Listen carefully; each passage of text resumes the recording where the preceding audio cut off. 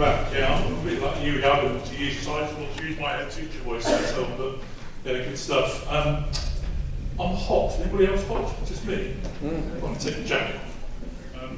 I normally used to take the jacket off when I used to work for Ofsted, on the basis that somebody at some point was likely to come and thump me, so this is one to be prepared, you know. Although I'm no longer working, as it were, for what I affectionately call, and others do, I know too, perhaps less affectionately, as the dark side. In fact, when I left headship to become one of the Majesty's inspectors, which I was really proud of actually, and I really thoroughly enjoyed my time working as one of Her Majesty's inspectors. I left to do that job at HMI back in 2002 now. It feels like a lifetime to go to move. Might feel like a lifetime to some of you, I guess. I'm essentially staff, I'm going to the dark side and all the rest of it. And but I hope that while I was there, I managed to bring a bit of light into the dark side, and that's part of why I went there. And some would say now that I'm coming back from the dark side into the light, I'm bringing as much dark as possible with me. But I hope that's not the case either. And just a quick reflection on that thing about sense. I suppose all that really goes to show is that you can fool some of the people for some of the time. And one last thing that occurred to me during the introductions, I just want to say I completely agree with you, Miriam, but I don't care if it's Twitter, full stops please, yeah, and spaces are good, you know. If I had the time, I would have shown you a photograph of a pub sign that I took, not 400 or 500 yards or so away from here, just down the hill actually. Down the hill, turn left, and then turn left up the hill, and it's on that corner. And if you're the head, I suspect you are, you'll be round there at some point tomorrow, knocking on the door of the pub saying, change the sign, because it talks about World Cup matches, and it's match apostrophe S. Can be seen here. And you think, what is that about? And you also think, why am I talking about that? Well, I will say, I'll probably refer back to that in a minute, some slides. So what I'm going to talk to you about, we've got about half an hour, I think, although we're running a bit late already, but I'm not very good at keeping quiet. I talk too much and I'm prone to diversion, but I'll do my best. What I want to talk to you about, and I hope it's of some use or interest to you, just a quick trot through the kind of history of Ofsted a bit, really, because I think that you need to understand where Ofsted came from a bit, to understand, I think, where it's going, or certainly where it was going when I left. And you have to remember that everything I say tonight you have to say with a large pinch of salt, because I no longer work for Ofsted, but I was working there until quite recently, and I know that's one of the reasons why you wanted me to come along tonight. But I think to understand, as I say, where Ofsted's going, you need to understand a little bit of our past. So I'm going to talk a little bit about that. I'm only going to go on to talk just to summarise quickly for you, because I guess you all know about it, and if not, you can ask me questions about what the kind of inspection regime is likely to look like after the 1st of September 2015, all things being equal, bearing in mind there's a general election, and so on, although regulations that need to have been laid have already been laid in order to make all this happen. So the likelihood of it reverting to how it is now, I think, is slight. It may be that it develops further into an even more radical kind of inspection, although I think that's also unlikely. But I want to, as part of that, talk to you about where I think inspection absolutely ought to go in the next 3 years or so, that kind of timescale, and where I also suspect it will, knowing, as I do, some of the people involved, and knowing some of the sentiments that they hold to. So something about inspection, where it might go, and all of that. And then I want to say a few more general things, get a few things off my chest actually, because you're the first audience I've spoken to. Well, one of the first, not entirely, but one of the first audiences that I've spoken to since I left my last job, where I used to do quite a lot of this kind of stuff.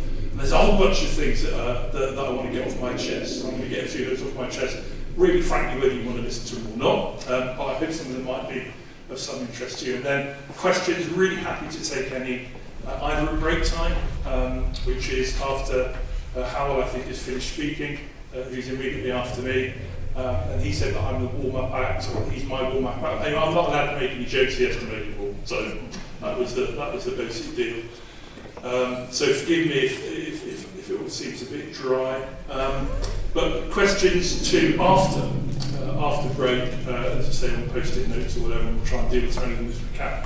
Okay, so I just wanted to say to you all, just those of you who are old enough, right, and those of you who are not, just trust us who are for a minute.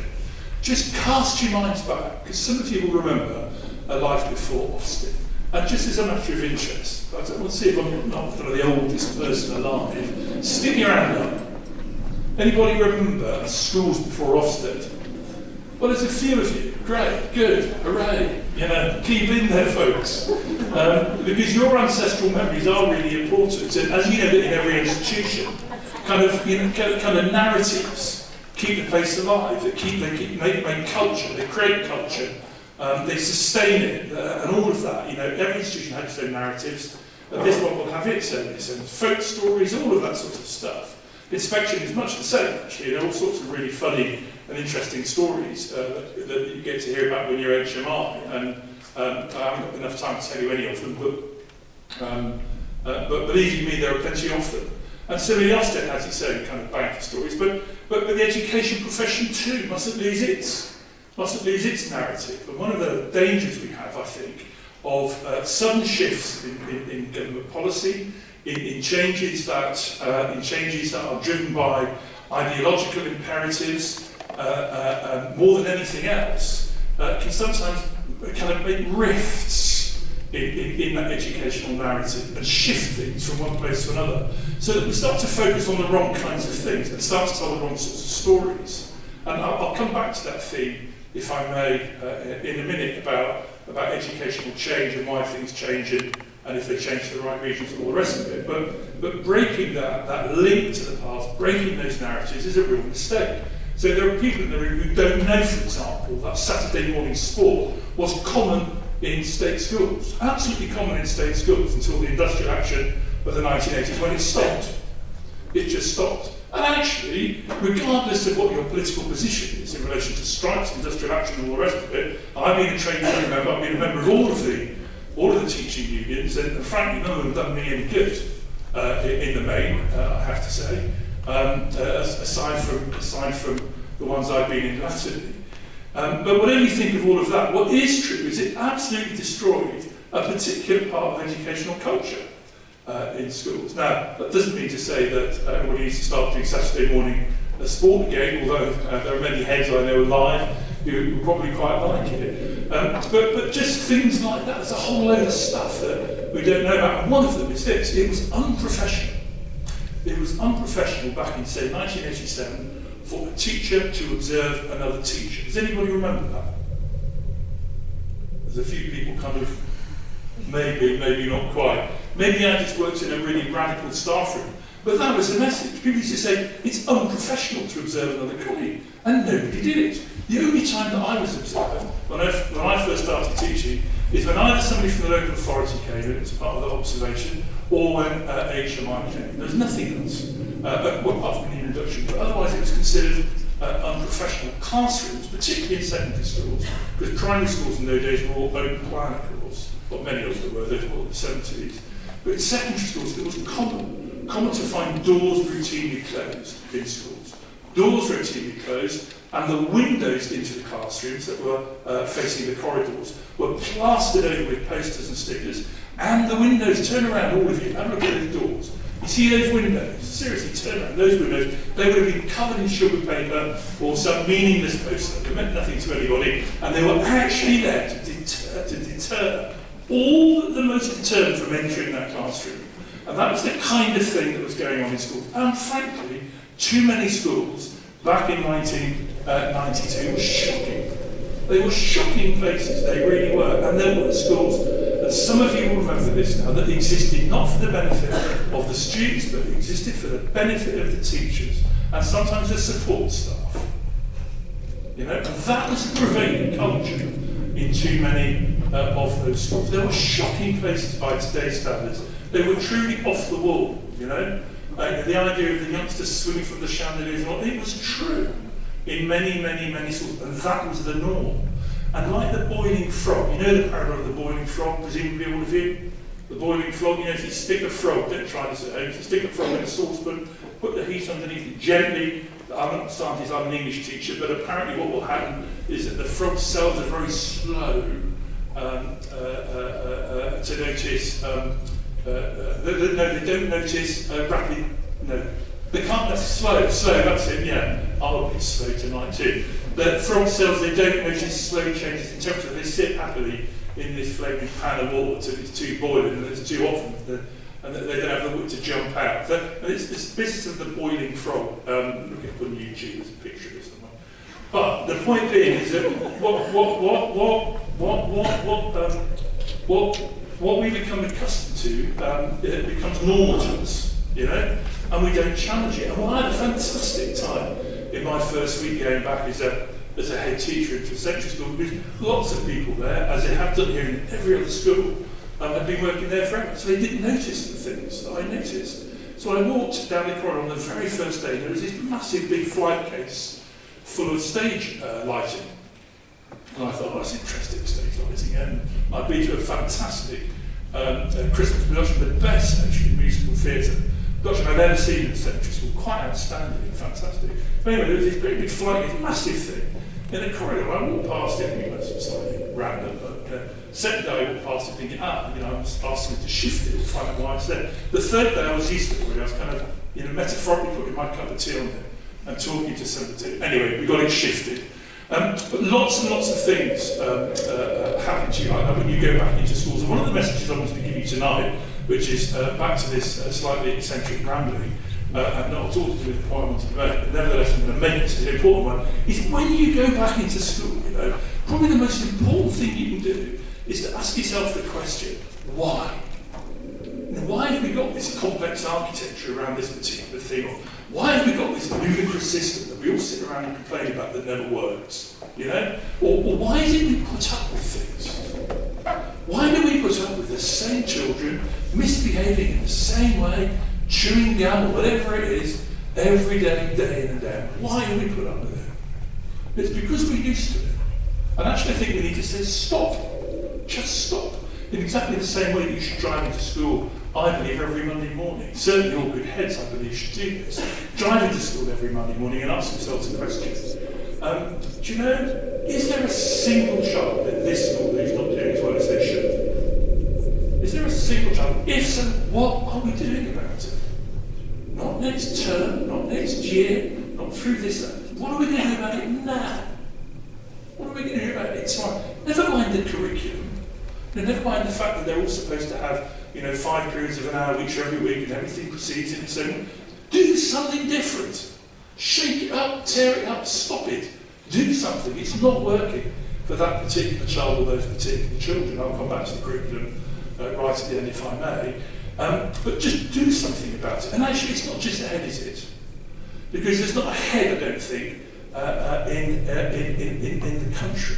Well, certainly, I know there's no head amongst the 2 heads that I know who are sitting in this room today, and there may be others as well, who don't think that's the job of every teacher. But that's what they want, that's what I want every middle leader to do, every senior leader to do, to ask themselves that question. Is there a single, there's 2 questions, why do we do it like this? Should we not, could we not do it differently and better? And secondly, is there a single child in this room who's not doing as well as they should? And those 2 questions are usually absolutely interrelated. Anyway, the point was, Ofsted was introduced in 1992, and I believe you get the inspection system you basically deserve. Sounds tough, doesn't it? Sounds a bit harsh, but I think that's true. And I think that in 1992, we got the inspection system that we deserved.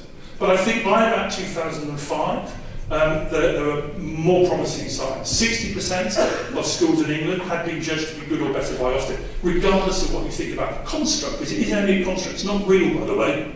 A good school, it's not really a good school. That's just a construct, imagined, invented by a bunch of folk in London.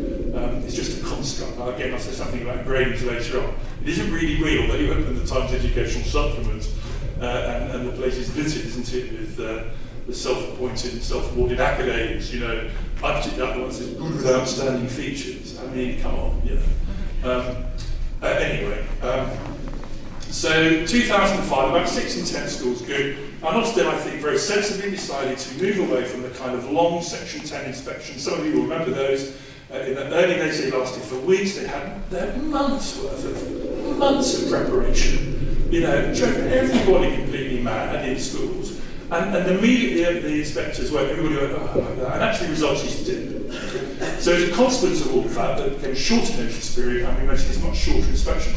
And the shorter inspections, the Section 5 inspections, were actually based on what were monitoring visits by HMI to special measure schools. It was a 2-day visit, often about 3 or so HMI in a secondary school, 1, sometimes 2 in a primary school. And that was the model on which Section 5 was built. At the time I worked with others who are now in Ofsted, including Sean Harford, my successor. If you don't follow him on Twitter, or you're a Twitter person, I do so. A great guy, doing a great job. Sean Harford, somebody will give you his link at some point. But he and I, at the time, 2005, were in the School Improvement Division, so we kind of saw where all of that work came from. In about 2009, Ofsted wanted to go down the children's services route a bit more and have integrated inspections. You know, the Every Child Matters agendas, team around the child, all of that kind of stuff. And Ofsted itself set out to unify its inspection frameworks through something called Ofsted Inspects. And actually that experiment failed, both as an inspection tool, and I also think broadly as an approach to improving children's services. I don't think it's delivered, personally. That's not because it was wrong conceptually. I absolutely think it was. I just think because of a host of reasons, including the cultural antagonism between different services as one of the key reasons, an inability to break through all of the different structures and the defences between the different services, and a lack of money. You know, it was often again about a lack of money and conflicting priorities. But personally, I think the whole experiment has not made a massive difference. And although you could probably argue that children are safer, for the sake of argument, in England today, as a consequence of joint working, than they ever have been. Actually, we know, don't we, just both in the newspapers day after day after day after day, is that children remain, in the middle, too many children remain unsafe, you know. And so we might be better at what we're doing, but we're still woefully short of that which we could do. But certainly, as an approach to inspection, integrated inspection, Ofsted's attempt there, I think, failed. In 2012, you know, we took a long, hard look at Ofsted. This was really where my involvement at a senior level began. You know, we looked at where Ofsted was and where things were going, and we came to the conclusion that, well, as about 8 in 10 schools were now judged to be good or better, leaving aside the notion of good or better being a construct. But still, about a third of schools, or around about that figure, were not yet good. And we just thought that was unacceptable. And I remember at the time standing up and saying to people, you know, there are 1.2 million children, 1.2 million children being taught in mediocre or poorer schools in this country. 3,000 of them have been poor or mediocre for more than one inspection cycle. 6,000 schools in all, 1.2 million children being taught poorly in this country. Scandalous, if you think about it. Absolutely scandalous in 2012. And what's worse, and this is the bit that drove me, what's worse is that nearly all of those schools were serving our most disadvantaged communities.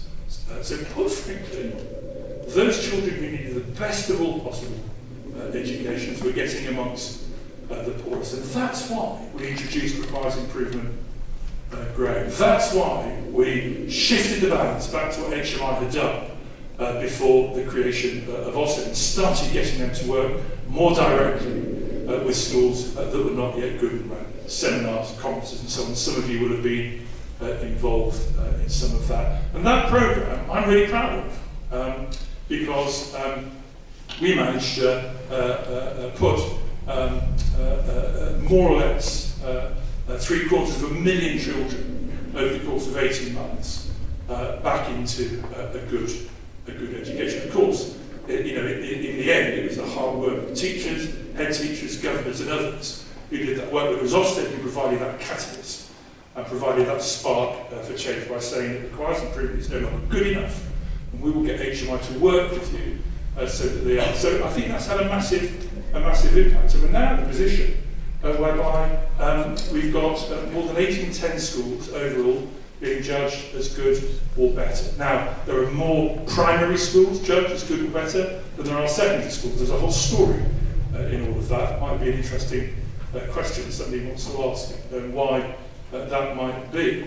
But with 1810 schools being judged good or better, with outstanding schools already exempt from routine inspection, it seemed absolutely logical to me, to us, to Michael Wilshaw, Sean Hartford and others, that we should change our approach. And we spoke about this and warmed the nation up a bit to it, warmed the politicians up to it, warmed policy people up to it, all the rest of it, over a period of a few months. And it culminated in us issuing a consultation document on the future of inspection, which I'll come on to now. I just want to say one quick thing though about this different agendas. In the same way that that we deserve the inspection regime, as it were, that we get, as schools have become much better places, I believe. I think the teaching now in schools is extraordinarily good. I think back to kind of a lesson that I taught when I first got to the useless teacher. I think about the kind of lessons that I taught when I was first qualified, or even later on in my career when I was a head of English and so on. I think they're pretty mediocre compared to today's standards. And I see some of the practice that teachers are now delivering in schools, and it's extraordinary.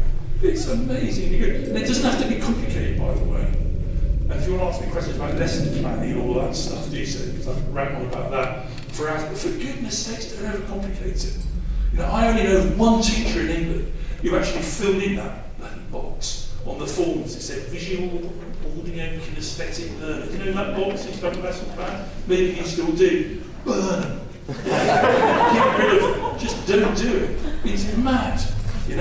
It's overcomplicating things. And teachers are terrible at overcomplicating things.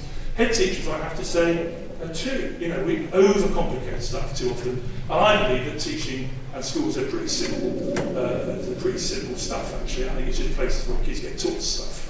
What's hard is what the stuff is. That's a really hard thing. And we don't need to overcomplicate it. How many of you have got kids yourselves? I have. I'll put my hand up. Right, fine. So, nothing wrong with not having kids, in case anybody starts moaning at me because of that. But, if you've got your own kids, you don't go around devising visual, auditory and kinesthetic opportunities for them to learn bloody timely. Tie the shoelaces, do you? You say, I'm going to show you how to do it. He's the rabbit and all that. And then you get confused and ignore it. Anyway, in the end it works. And it's the same with rules while I'm on that subject. I've been banging on about this in my own place. I'm so pleased I haven't seen any rules anywhere in your school. I may have missed it. And it may be because you haven't got any. But rules are a good thing, you don't want too many of them. But the last thing you need to do is to plaster them all over the walls. And I'll give you one example. I absolutely don't want to criticise the academy that I'm proud to be associated with. It's a fantastic place, doing a fantastic job. But there are one or two things that I'll poke fun at myself about around it. But one of them is having lots of rules plastered around the wall. I said to them, look, come on, folks. We want these rules to be in people's heads, not on the walls. The way if you stick it on the wall, you've lost the battle, haven't you? It's a bit like rubbish bins in corridors, where there's a rule in the school, no chewing, no dropping litter, no eating in the corridors. And then what do? We stick bins out for the children. So that kind of stuff is just mad, really. But that's all part of that thing about just stepping back from our day-to-day, looking at it and asking ourselves the question, why do we do it like this? Why do we do it? Let's just simplify things, I believe, and keep it real. Anyway, but with different times come different agendas. And I just wanted to share with you just a personal perspective really on Ofsted too. So, forget all of that technical stuff. Maybe the really interesting thing is I've worked for 3 substantive chief inspectors. I've worked for 5 chief inspectors overall. 2 of them were temporary ones. which is what happens. You get a temporary chief inspector before they, after a permanent one leaves, they always have 6 months or so until they find the person they want and all that. And one of those did it twice. Very good. Miriam Raisin, the name was, by the way, really an inspector's inspector, and HMI's HMI. That's a really great person. But anyway, I worked for three substantive ones. One was a guy called David Bell, and his job, I think, he's never told me this, but his job, I think, was to change inspection back in 2005, and he did. He moved it from the old Section 10s to the Section 5s. Christine Gilbert came in then in about 2005, and her job, I think, what she wanted to do was to change Ofsted and make Ofsted deliver kind of a local authority and work like a local authority, deliver integrated services and change Ofsted so that it functioned more like a kind of an up-to-date corporate organisation, because it is pretty arcane, or was pretty arcane, Ofsted in the way that it worked. And she did. She changed Ofsted, no question about that, and reorganised it and did all sorts of really great, fantastic things. But then Michael Wilshaw came. Michael Wilshaw didn't want to change inspection. Michael Wilshaw didn't want to change Ofsted. Michael Wilshaw wants to change England. And that's the difference. And that's why you sit there sometimes feeling a bit bruised, thinking, oh, crikey. It's because he doesn't want to mess about. And in exactly the same way that those great heads, when they drive to work in the morning, or those great teachers drive to work in the morning, asking themselves two questions. Why do we do it like this? Do we have to? Is this the best way of doing it? Why are we doing it like this if it's not working? And at the same time, is there a single child here who's not doing as well as they should? And if so, what are we going to do about it? Those are the kinds of questions, I believe, that sit inside Michael's head in his own version of that as he comes into work on the bus, as he does every morning from his own in Greenwich. I won't give the address in case you want to go and visit him on his way into Austin. I'm trying to pop onto the next slide. Oh, I can do it. No, I can't do it. Thanks. Okay. So really quickly, because of all that, we figured there were two important things we needed to do. Yeah. The first was to stop inspecting good schools. To stop inspecting schools that basically don't need to be inspected in the way that we've been inspecting them hitherto. So, from the 1st of September 2015, all things being equal, there will no longer be routine full inspections for good schools. They will stop if the current proposals continue to go all the way through. So anybody here working in a good school? Yeah? So, no routine inspection. In the way that it used to be. No routine inspection. Yeah? No routine inspection.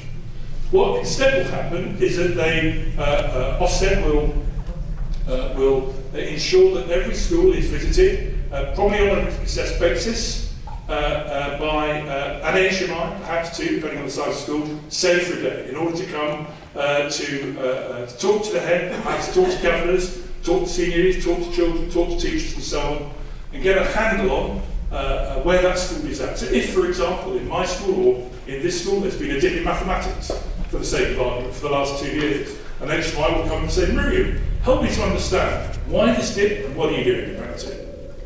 And then the head will explain, give the answers to those questions, and then in my view any HMI worth their salt will say, show me. And you show them, and you have a conversation. And as a consequence of that conversation, HMI should write a letter, I believe. That's certainly where it was when I left it. What it ends up like in September is still not known, but the notion of a letter rather than a full report that parents will find informative and useful, and who knows, maybe even entertaining, that sets out where the school is up to, where the school is pushing things forward, and how the school is tackling any known weaknesses. And that known weaknesses is so key, isn't it? Because the thing that, above all, inspectors want to know is, does this place know itself?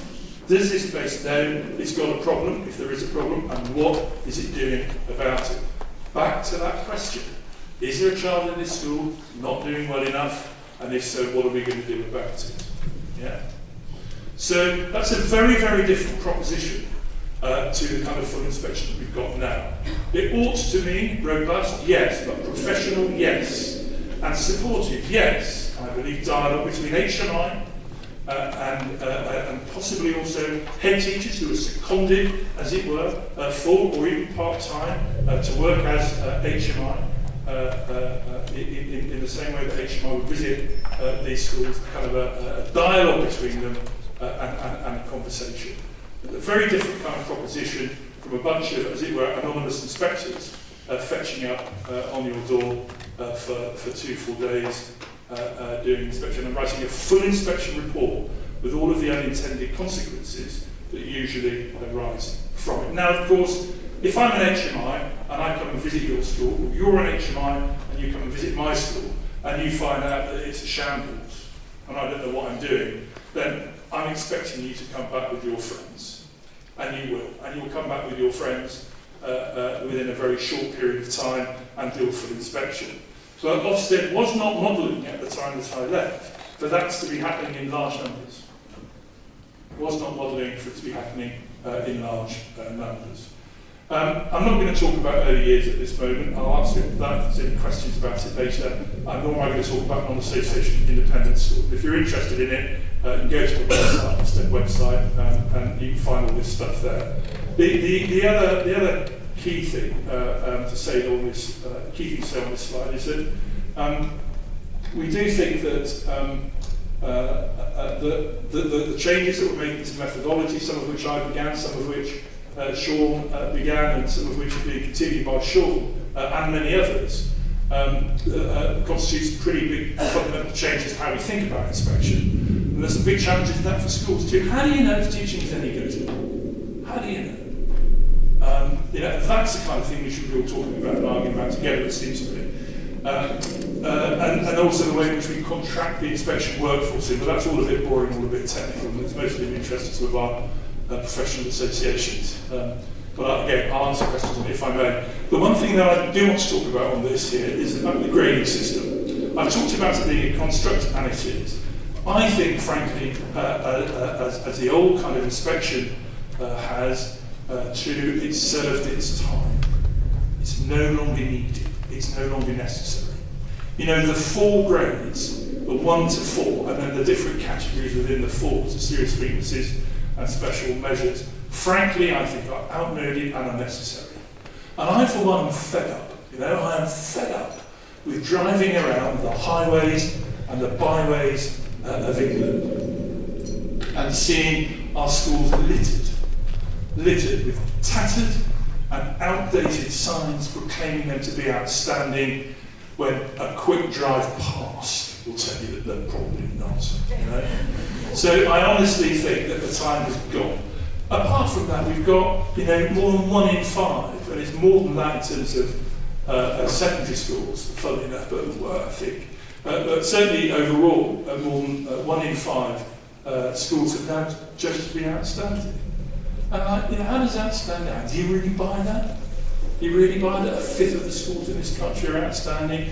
I'm not sure I do. And I'm also not at all sure that a school that was inspected 5 or so years ago, judged to be outstanding, sometimes much more than that, is necessarily still outstanding today. And let me be frank with you, Ofsted does not have, and has not had, and does not have, and I don't think will have, the resources to go back and inspect every single one of those outstanding schools where it looks as though things are a bit dodgy.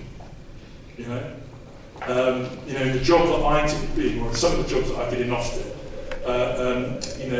were about husbandry resources, just like any other kind of leadership role. You have a certain amount of money, a certain amount of people. There is an endless supply of really good inspectors. Some would argue there's not a supply of good inspectors, let alone an endless one. But Ofsted has to cut its cloth according to its means.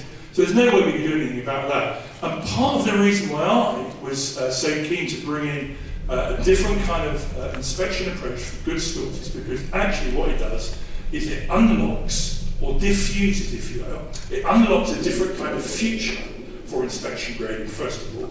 But secondly, it diffuses what I think is a ticking time bomb of outstanding schools.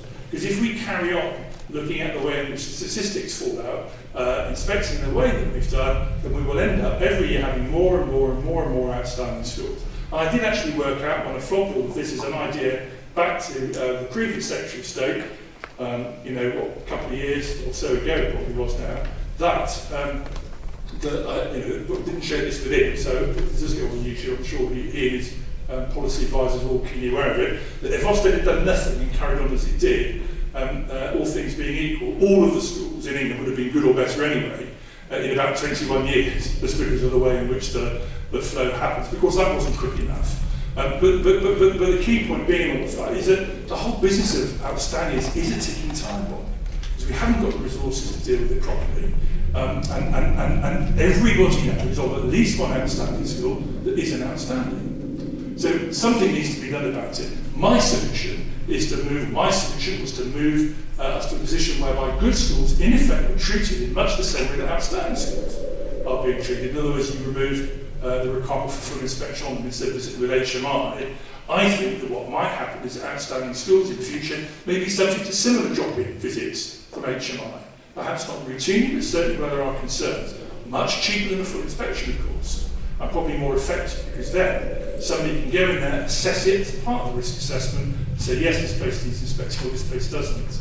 And the other thing in all of that, too, is that as you move to this position whereby you're saying good schools don't need to be inspected as often as outstanding ones, you're then starting to build a groundswell, I think, of opinion and questioning amongst all of the good ones who represent about 6 in 10, right? 6 in 10 of all heads, governors and so on in England, to say, why should outstanding schools be treated any differently from us? You know? So the solution to all of that, and I think the way forward has got to be to simply say, let's stop having these 4 grades. You know? Why don't we just simply say school is either good enough or it isn't? Frankly, I don't think having 4 grades, I don't believe the hype around 4 grades helping parents choose. I think that's nonsense. I know that as a parent, I know it as a head, I know it as a teacher, I know it as a citizen. It's nonsense. It's a fantasy dreamt up by somebody in Whitehall. It doesn't really help them choose. There's a whole load of complex stuff that makes parents choose the school they send for their child. Sure, they want it to be good, but actually there's a whole range. You know yourselves, many of you who are parents who send your children to school, you might take cognizance of the fact that it's not good or that it's failing, sure. But actually, whether it's good or whether it's outstanding, ought not to make a job difference to most of you. It's mostly by word of mouth and reputation.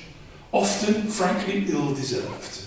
There are a lot of schools out there that have got good reputations that I wouldn't send my child to, and there are a lot of schools with really poor reputations where I'd be delighted to send, my children to. So I think we should ban it. I think we should get rid of it. I should blow it up, get rid of it altogether, and move to a position whereby we say there are either schools are good enough or they're not, and that's the end of it. If they're not good enough, then I think we should throw everything out that we can. As much support as we can, as well as challenge, so that they get to be good as quickly as possible. If they're good, we leave them alone, unless they show signs of deterioration or decline, in which case send somebody in to go and have a word, you know.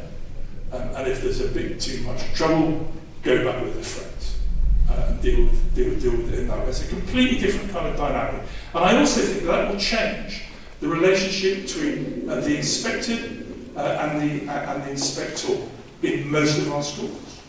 And if you think that Ofsted, going way back to slide number 1, Ofsted was founded in 1992 based on the fact that there was a belief that went along these lines. Schools generally are rubbish, not good enough, so we're going to inspect you. And Ofsted was founded on fear. You know, part of its DNA was about frightening people. You know, there's only one F in Ofsted and all of that stuff from those days. It was absolutely founded on that. Special measures, still to me now, has got the same kind of faint, cold thrill that courses through my veins when I think of those words. It's a bit like the worm medicine you used to have when you were a kid. Any of you are old enough to remember that horrible stuff it was. But you know, that's what Ofsted was founded on. And I honestly think that if people have got the courage, the moral courage as well as the political courage, to carry on with the reforms that we've begun, that we can bring a different kind of dynamic into inspection. So just pop onto the next slide and I will shut up. Okay, so I just wanted to end with a few quick reflections. One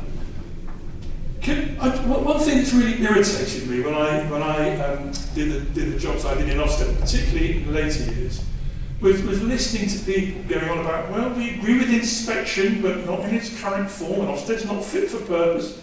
It's just such a muddled argument. What people actually mean is they don't like inspection, and the way of articulating that, is to say we don't like Ofsted. That's the truth of it for most people. So let's just be honest about that. If we don't like inspection, let's say we don't like inspection. Let's not hide it behind some sort of general wafty sort of notion of Ofsted being inconsistent and not doing its job. And it's particularly, and excuse me for having a bit of a go here, colleagues, but it's particularly that accusation that's levelled at Ofsted from some of our professional associations, and that's such a pity. I mean, it's a pity that there isn't a unified professional association in all sorts of ways, I believe, first of all. But I've been so disheartened over the years by the way in which the professional associations have failed to act together or work together or act on the important things. And when I came back into headship, I was expecting so much more, having had these really fruitful, I believe, relationships with some of the leaders of those organisations and done some really good work together. And I thought there was a change in the air. Going back into my own institution, I'm not going to say which union it was, but going back in my own institution, I was faced with an instance of appalling incompetence and really bad practice. Not by anybody who worked in my own organisation, in my school, but who worked in professional associations, who was guilty 100 times of all of the kinds of things that I've been accused of when I've been working in Ofsted. And what's worse, is that when I'm really nicely and really politely phone people up to let them know they've made a big mistake, which they had, I mean, seriously big mistake, it could have caused a lot of embarrassment, they didn't even have the good manners, to respond to it, or even to acknowledge the fact that I made the call. So I just wanted to get that in, really. So let's not muddle up some of these things, and let's have an honest debate about the things that matter most, instead of hiding behind a lot of the rhetoric. I also want to remind you, that I know that a lot of you worry about Ofsted and think about Ofsted all the time. Well, no, I hope you don't actually. Surely you don't. You can't do. Why would you want to? I actively don't think about it. I've just been working for them for years. When I go to work, I don't want to think about Ofsted. My job is to make my place the best that it can possibly be for my children. That's what I'm going to do. Ofsted, frankly, can take care of itself. And that's the attitude we should all have. That's the attitude Ofsted wants. That's the attitude I believe that Michael Wiltshire wants. That's the attitude that any chief inspector ought to have. And that's the attitude that you should have. So don't listen to your heads. Forgive me, head teachers. Don't listen to your heads when they say you've got to do it like this because Ofsted wants you to do it like this. Say no, That's not right. Ofsted don't want you to do it like that. Ofsted just wants us to do what's right for the children. An HMI bloke called Mark Sherry said, he's on Twitter too, if you're interested, was asked a question at the conference once, how do you get to be outstanding? And he said, get the children to do outstandingly well. That's it. In the end, that's it. But of course, Ofsted matters a lot to itself. And you've got to understand the actions of any corporate body in relation to its view, not just of the people that it inspects or regulates or that it serves, but also its view of itself. And Ofsted's view of itself is, of course, extremely important. Ofsted inevitably busies itself with what does it think of Ofsted and what do others in the Westminster Village and in some parts of the press think about Ofsted. And that is an important driver, I think, for some of the decisions that Ofsted sometimes takes. I just wanted to, I suppose, hark back to what I said at the beginning. Actually, when the history of all of this is written, 10 years, 15, 20 years, 100 years, if anybody even cares about Ofsted, there'll be a tiny little footnote in history, even if that. It will be seen as, I suspect, a short-lived, probably short-lived, but certainly a response to the failure of educational policy policy and the failure of education delivery in a particular period of time. And that's what Ofsted's job has been, I think, has been to kind of put a jolt into the system on a national scale to try to get it to come alive, to reawaken and start doing the great job that we all know it can and often does do. And it will always be fueled by those things. You know, some of the interests that drive Ofsted, that Ofsted gets involved with, are very vested. I talked about professional associations, but there are many others too. And I bemoan, I think I said this before, I absolutely bemoan, you know, the lack of the teaching profession and head teachers speaking authoritatively together. And that's not in any way to decry the fantastic work done by organisations like ASCL and NEHT and others, you know, who managed to do that, you know, within the constraints in which they operate. But speaking together, you know, we have very, very little influence. Very little influence. If you think of all of the energy and the argument that's been invested in arguing about Ofsted, arguing about inspection, and some of those other matters over the last few years, and how little has been spent actually properly discussing or thinking about